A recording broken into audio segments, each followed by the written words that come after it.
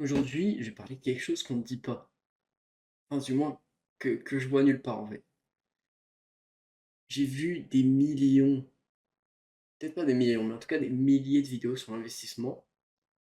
Et parmi toutes les fois où j'ai entendu le mot investissement, etc., ça parlait beaucoup long terme, d'accord? Il y avait très peu de court terme. Mais quelque chose que j'ai jamais vraiment entendu, c'est investir sur soi-même. Et aujourd'hui, c'est ça que je voulais parler. C'est pourquoi tu devrais investir en priorité sur toi-même. Alors, c'est très simple. En fait, il faut comprendre une chose, c'est que tu es ta plus grande source de valeur. Tu es, entre guillemets, ce qui peut vraiment changer les choses. C'est-à-dire que en investissant ton temps pour toi-même, en investissant ton temps, je ne sais pas, dans un business, dans un truc pour toi, en investissant de l'argent pour te former, pour devenir quelqu'un de meilleur, je sais pas, tu vois, tu peux par exemple dépenser plus pour avoir une meilleure diète. Une meilleure diète qui te fera te sentir mieux, en meilleure santé, en meilleure forme. Tu seras donc plus productif, tu pousseras sûrement plus lourd à la salle, tu auras un meilleur physique, tu auras une peau plus propre. Ça influence tout en fait. Et c'est ça qu'on n'entend jamais, c'est que c'est tellement pas normalisé le fait d'investir sur toi-même alors que ça devrait être littéralement ta priorité. Tu es censé être ta propre priorité. C'est normal que en tant qu'humain, tu vois, en tant que personne, tu te fasses passer en premier, tu te fasses passer avant les autres. On vous dit, ouais, investissez dans l'immobilier, investissez dans les cryptos, dans la bourse, etc. On vous dit jamais d'investir sur vous-même. On vous dit jamais de dépenser plus d'argent pour vous sentir mieux, pour que vous soyez plus productif, pour apprendre de nouvelles choses. On vous dit pas, par exemple, d'acheter des livres pour être plus cultivé, pour connaître plus de choses, pour être plus formé sur un sujet. Et en fait, tu vois, ça me donne l'impression que on formate les gens à être des gens riches qui n'ont rien à part leur richesse, qui n'ont pas vraiment de personnalité de eux-mêmes. Investir sur toi, c'est la plus grande richesse que tu peux avoir. Si tu investis sur toi, si tu investis sur tes connaissances, sur ta santé, sur ton physique, tu n'as littéralement que des avantages en fait. Tu seras plus attirant, tu te sentiras mieux dans ta peau, tu auras une meilleure santé mentale, tu auras une meilleure santé physique, littéralement tu n'auras pas de problème, tu vas mieux vieillir, tu vas mieux te sentir en toi-même, tu vas être plus productif, donc potentiellement tu vas faire plus d'argent. Donc c'est l'investissement finalement le plus rentable, d'investir sur toi pour te permettre de faire des choses que tu ne pourrais pas si juste t'investissais tout ton temps dans un truc en particulier. Si tu investis aussi pour te sentir en bonne santé, si tu investis pour te sentir à l'aise dans ce que tu fais, si tu investis pour faire un truc qui te rend heureux, si tu investis pour avoir des connaissances, tu vas développer du réseau. Si tu investis, je sais pas, investir dans toi-même, en fait, c'est tout ce qui peut t'apporter quelque chose à toi. Je pense que selon les personnes, n'importe quoi peut apporter quelque chose. En fait. Voyager, ça t'apporte des choses, tu vois, c'est un investissement en toi-même. Après, forcément, je dis pas de pas investir son argent dans des trucs qui vont apporter plus d'argent. L'argent, ça reste important. C'est le thème finalement, entre guillemets, ultime. Et le truc, c'est que si tu investis sur toi-même, tu fais plus d'argent, tu fais plus de choses, tu es plus heureux. Et c'est ça en fait que je dis, c'est que, je sais pas, en te cultivant, en allant à la salle de sport, en mangeant bien, en investissant sur ta santé mentale, en prenant du temps pour toi, en voyant tes amis, etc. Tu vois, tu te coupes pas du monde, tu deviens pas un autiste social qui a pour seul but de réussir dans le business. Alors je dis pas, c'est très bien, c'est une très bonne mentalité, et généralement les gens qui font ça, quand ils s'isolent, qui ghostent tout le monde, et que vraiment ils se mettent à fond sur le travail, forcément ils réussissent assez vite. Mais le truc c'est que mentalement, comme physiquement c'est tellement taxant pour pas grand chose finalement, certes ok tu vas réussir à la fin, t'aurais réussi pareil si tu aurais pris soin de toi, tu vois. Et certes des fois tu vois, tu vas forcément, il faut faire des choses que t'as pas forcément envie de faire, qui vont te permettre d'avancer. Tu vas pas toujours pouvoir te permettre d'être là à, entre guillemets, être à 100% pour toi-même, tu vois. Tu auras besoin de travailler beaucoup, tu auras besoin potentiellement de sacrifier des heures de sommeil, de sacrifier des repas, tu devras peut-être boire de la caféine. Voilà, tu vas devoir faire des choses qui sont pas forcément bonnes pour toi, ça arrive, tu vois. Mais il faut retenir que ton principal investissement, je veux dire, tu vois, si t'es quelqu'un de beau, si t'es quelqu'un d'attirant, si t'es quelqu'un de cultivé, d'intelligent, qui s'exprime bien, qui a des connaissances et tu vois, qui est à l'aise socialement, qui a plein de compétences autres que finalement juste savoir faire de l'argent, savoir faire du business, savoir vendre ou quoi. Certes, il faut un tout en fait, c'est un tout. Mais les gens auront plus de respect pour toi si physiquement t'es beau, que tu as des connaissances dans plein de sujets, que tu sais parler, je sais pas, d'investissement, de voiture, de sport, que toi-même tu fais du sport, de voyage, tu vois, de plein de choses. Si tu es quelqu'un d'intéressant, si tu es quelqu'un qui connaît plein de choses, les gens auront plus de respect envers toi qu'un putain d'autiste social qui ne sait pas communiquer, qui ne sait pas parler.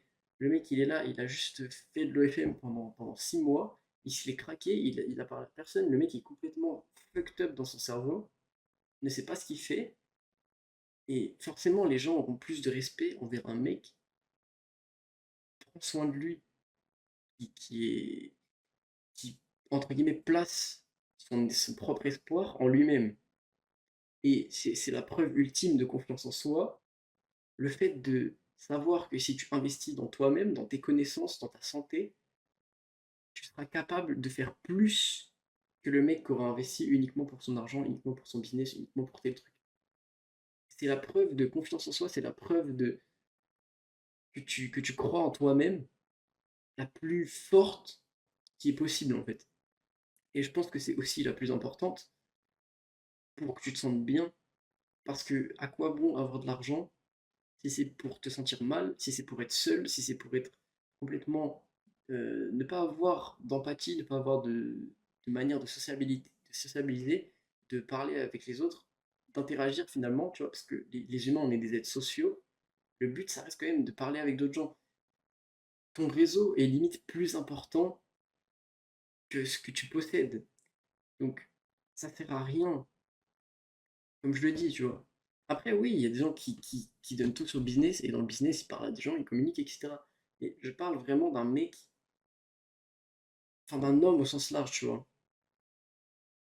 Un homme au sens large a besoin d'être bon dans plein de choses.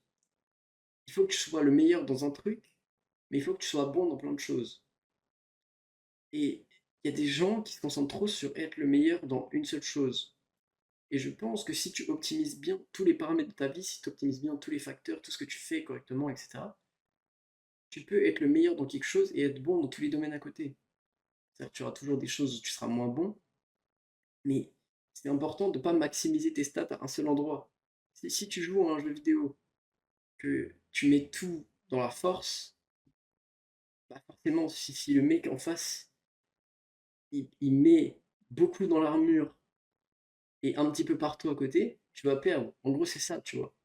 C'est que si tu maximises un seul, entre guillemets, aspect de ta vie, si tu maximises une seule chose, c'est pas ton côté entrepreneurial par exemple, je dis pas que c'est mal de maximiser, ok, il faut. Si tu souhaites réussir dans le business, forcément, il faut maximiser ce côté-là. Mais tu peux pas te permettre d'avoir que ça. Ça peut pas être la seule corde qui est à ton arc, tu vois. Donc, réfléchissez bien, mais il faut placer une sorte de confiance en vous-même, il faut placer une sorte de... Comment dire? Il faut que vous vous fassiez confiance, c'est ça en fait, c'est tout, il n'y a pas de... Si tu sais que toi-même, tu es quelqu'un d'intelligent, que tu crois en toi, et que tu crois en ta capacité à apprendre, que tu crois en ta capacité à réussir, à être productif, à faire ce qui est bon pour toi, tu vois, et forcément, tu réussiras mieux que le mec qui croit pas en lui. C'est une question de mentalité avant tout, en fait. Le fait de réussir, le fait d'avancer, le fait d'avoir des projets, c'est une question de mentalité. Si tu n'as pas la mentalité adaptée à ce que tu veux faire, tu vas pas bien loin, ok? Maintenant, je fais ça. Forcément, il y a des gens qui vont me dire, oui, mais moi, j'ai envie d'être riche en priorité. Et je comprends, tu vois, tu peux d'abord être riche et après, entre guillemets, maximiser tes stats. Mais moi, perso, je trouve ça plus agréable le fait de faire plusieurs choses en même temps. Et en fait, dans ce que je vous dis depuis tout à l'heure, c'est que c'est l'importance de prendre des bonnes habitudes, c'est l'importance de savoir faire les bonnes décisions, de savoir prendre les bonnes décisions pour toi, pour ton mental, comment tu te sens. Et le truc, c'est que si tu écoutes uniquement tes émotions quand tu prends tes décisions, c'est-à-dire que tu te dis, putain, sur le moment, je me sens comme ça, donc je vais pas agir comme ça veut dire que tu te laisses contrôler par tes émotions. Tu peux pas, si tu souhaites réussir, te laisser contrôler par tes émotions. Il faut que tu sois capable d'avoir du discernement et te dire, ok, là je me sens comme ça, je le laisse à part, ok, je le laisse chez moi, je le laisse dans mon lit.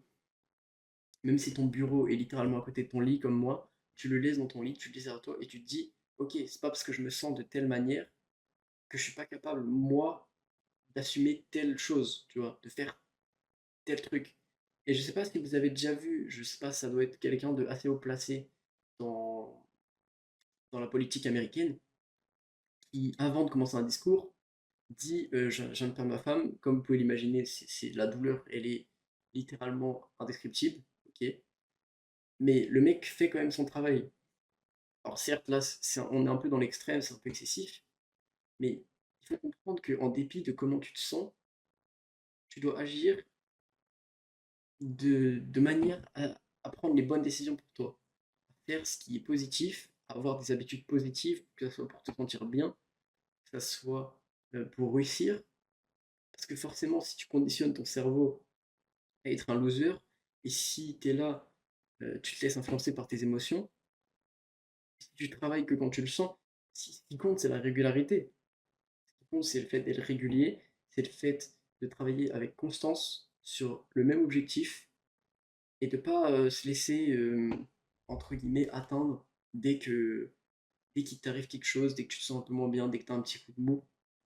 Tu es obligé de continuer en fait. C'est pas en acceptant le fait que tu te sens comme une merde et en te disant bon bah je me sens comme ça, de toute façon j'arriverai jamais à rien. Il faut que tu passes outre cette phase et que tu te dises ok, on s'en fout de comment je me sens. Le but c'est l'objectif final. Dans tous les cas, la vie c'est toujours des hauts et des bas, c'est toujours des montagnes russes, il y a toujours des problèmes. Ça t'empêche pas d'avancer en fait. Et il faut voir les choses comme ça. C'est que il n'y a pas de mur que tu peux pas grimper. Il y a pas d'arbre que tu peux pas escalader, tu vois. Si tu veux passer de l'autre côté de la barrière, il y a plusieurs phases. Tu as la préparation mentale, où tu te dis, putain, c'est vachement haut, ça va être compliqué. Tu as la phase où tu crées l'échelle, et tu as la phase où tu grimpes l'échelle. Donc, la phase de conditionnement, c'est celle où tu te dis, putain, le mur, il est vachement haut. La phase où tu crées l'échelle, c'est là où tu te dis, putain, tu définis des objectifs, en gros. Et la phase où tu montes l'échelle, c'est la phase où tu fais les actions nécessaires pour atteindre cet objectif. Ton objectif, c'était quoi? C'était d'arriver en haut du mur. Qu'est-ce que tu as fait? Tu as mis en place des échelles, tu vois, tu as mis en place des marches pour atteindre le haut de ce mur. Et tu as fait quoi? Tu as fait les actions pour les grimper. C'est-à-dire que hop, hop, tu vois, tu as grimpé comme ça. C'est ça en fait. C'est dans la vie, tu es censé voir les choses, c'est-à-dire qu'en gros, tu es en mode réflexion, plan, action. Tu vois. Et c'est toujours comme ça. Le truc, c'est que tu peux pas mettre en place un plan sans considérer tout ce qu'il y a autour. Ok. Si t'es là, tu bosses comme un con, tu fais plein de choses, tu prends pas soin de ta santé, tu prends pas soin de ta santé mentale, mec, au final, quand tu arriveras en haut du mur, finalement, tu vois, quand tu arriveras en haut de la montagne, tu te sentiras comme une merde. Tu te sentiras pas bien parce que, certes, ok, tu auras un aspect de ta vie qui sera, entre guillemets, atteint, complété, tu vois, mais tu auras délaissé tout le reste. Tu peux pas. En gros, c'est très simple. Si tu es multifonction, tu peux pas apprendre à grimper le mur le plus haut, mais ne même pas savoir nager, ok? C'est un peu une sorte de métaphore ce que je suis en train de faire, mais ce que je veux dire, c'est que tu ne peux pas vouloir être le meilleur dans un domaine, mais autre que ce domaine, tu ne sais rien faire. Ça n'a aucun intérêt. Si tu cherches à être bien, c'est important d'avoir plusieurs choses. Parce que imagine qu'un jour, le seul truc où tu étais vraiment fort s'effondre, tu n'auras plus rien, tu n'auras plus aucune base, tu seras obligé de repartir de zéro dans le seul truc où tu es vraiment bon, et tu n'auras plus aucun pilier, aucune attache finalement pour te soutenir depuis là où tu es retombé. Bon, en tout cas, moi je vous remercie d'avoir regardé cette vidéo. N'hésitez pas à aller check mon Instagram. N'hésitez pas à aller check mes e-books. En tout cas, je vous remercie d'avoir regardé. N'hésitez pas à mettre un like si la vidéo vous a plu, à vous abonner ou à laisser un commentaire, comme d'habitude.